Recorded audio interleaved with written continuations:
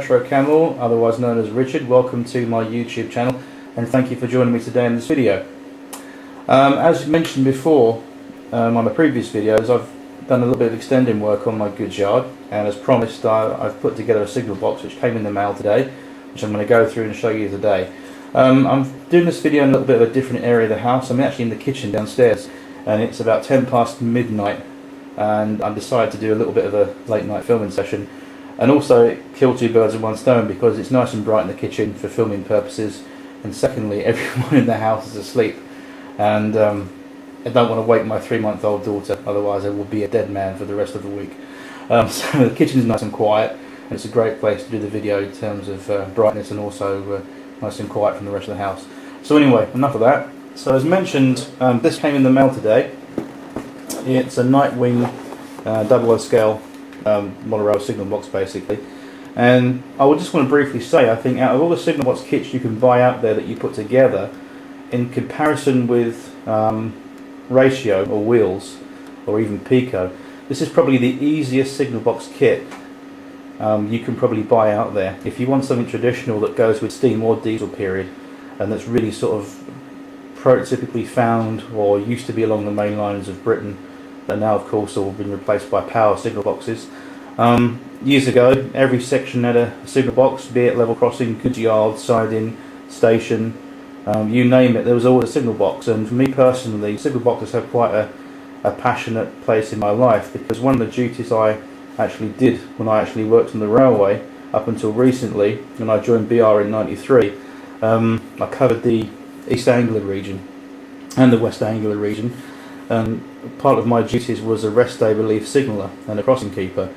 And I remember really a lot of these boxes being like the one I've just built out this kit, so it's quite got a nice place in my heart, I think, to build something that I remember from my days as a signaller and also as a crossing keeper. Anyway, this kit, as mentioned, is really nice and easy to do, so if you're thinking about putting together a signal box kit for yourself, I really would seriously recommend, guys, this kit. It's really 10 out of 10 in terms of packaging, putting together, simplicity. I mean, it really is nice and easy to do, and if you don't want to paint it, you can leave it as is. And if you want to see an example of this kit in an unpainted version, there's loads of videos out there on YouTube, but you can also check out my videos, and I've got an example of this box by my level crossing, so it's unpainted. But the one I've put together today is a little bit different, and I'm going to show you. So if you notice there's a hole in this box, by the way, all will be revealed very shortly. So let's put the box out of the way. In fact, I'm going to throw it away because I don't need that anymore. And here is Mill Lane Siding's new signal box. There we go. So as mentioned, I put this together a couple of hours this evening. Didn't take me that long to do. Probably the trickiest part was doing the steps here, and also the last bit of weathering on there as well. But she's pretty much finished. There's nothing really much to do to her. I'll just bring the camera in and show you this. Hopefully the light will pick this up much better.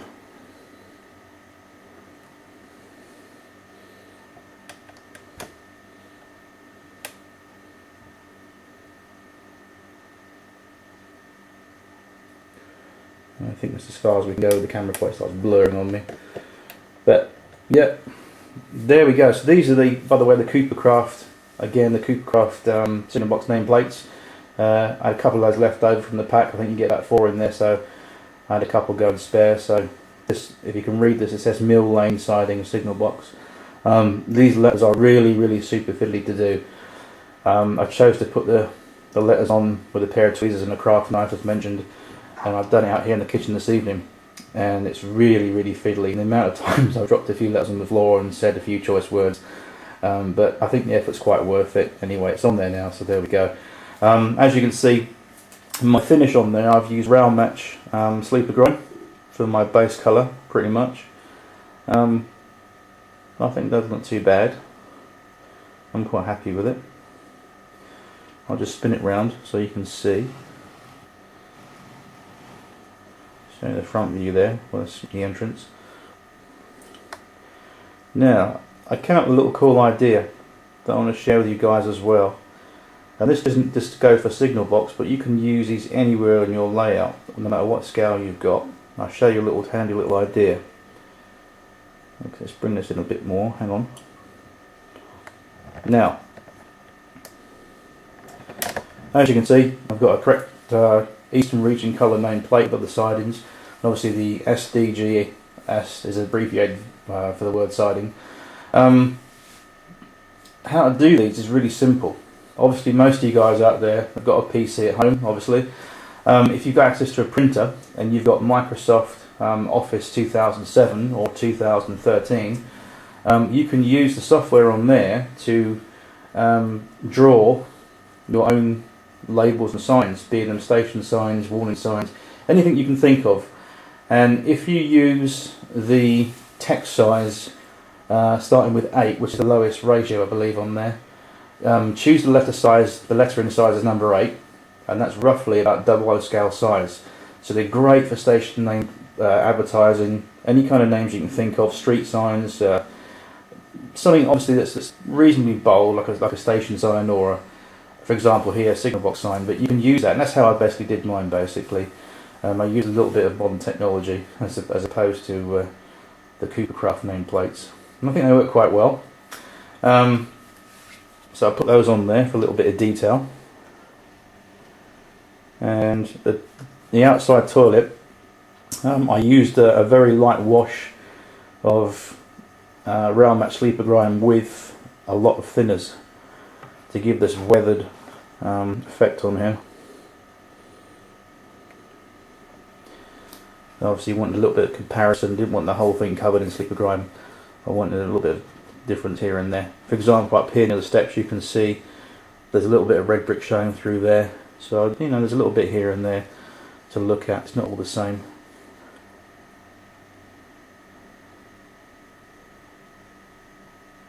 I'll just bring it out a little bit. There's the back. And what I've done with these windows here as well, I've purposely gone over them very, very finely with the airbrush. Just really giving that grimy appearance between the windows, the bars of the windows. Like so, to simulate grime on there as well, because not all signal boxes were nice and pristine. And what I've done here as well, I'm not sure if you can see this at home, hopefully the camera will pick this up as best as possible, but these, again, these are factory white finished on the kit itself, the window boards. I've just again gone over them very, very finely with some sleeper grime, and it's picked up the detail and brought it out a little bit better, hopefully. It's giving it a nice off colour grime on there. A little bit of smut and grime and general dirt around the windows and bits and pieces. Pretty much done the same there with the main SignalBox windows. And what I've done with my SignalBox here, for future projects, I've not glued the roof down obviously. I've taken the roof as loose so we can take it off. And inside, I'll show you what I've done with the missing piece of card. Now, I'll just show you the spots again. Now, the inside of the Nightwing SignalBox kit, as mentioned, the inside of the box is black. It's this nice black sort of colour. And what I've done, basically, I've cut a bit the size. I've put a little bit of support underneath there just to wedge it and glue it in place with some speed bond, and then inside I've just gone around the corner. Come on camera, stop blurring, work for me. I've just put a nice little false floor in there, and then that gives us scope to put a lever frame in there and bits and pieces and a bit of detail in there and something to work with. I've also left the roof loose as well. I'm going to leave the SignalBox loose as well, because I might put a light inside there at some point down the line, which will be good. So there we go. There's our new SignalBox for Mill Lane Goods Yard, which hopefully will spend many years living on the layout and controlling the shunt movements in and out of the goods yard. So there we go. And this type of SignalBox really I chose for a particular reason, because when I first began my career on the railway in '93, it was still under British Railways, and part of my duties at the time was going around covering the rest day relief positions in the signal boxes. and a lot of certainly the Great Eastern side on the GE, and certainly in the West Anglia route, still had a lot of these type of signal boxes, particularly Brimsdown. Enfield Town has got one of these boxes still left, and I worked a very similar box to this at Highest Park Level Crossing, which was very similar, a little bit taller than this, but these are the general signal boxes I remember from my early career on the railway. But sadly, a lot of these boxes are now gone. They're all in private preservation, and you can only see them, I think, up north here and there, and a few little boxes here and there left on the routes. But nowadays, all the signalling is controlled from main power boxes. So the days of when you had a signal box on the line at every section, that's all gone now, sadly. But this is good because you can put your model form now and have a little bit of history you can model in miniature. So anyway, that's enough of history, that's enough of me. Hope you enjoyed the video. It's almost 12:30 and I should be going to bed. So anyway, I'll do a video probably tomorrow or the next day or so with the video of this in place on the goods yard. Anyway, I hope you've enjoyed that. And I'm going to say good night. So have a wonderful day or evening wherever you are in the world, and happy modelling. Take care. See you soon. Bye bye.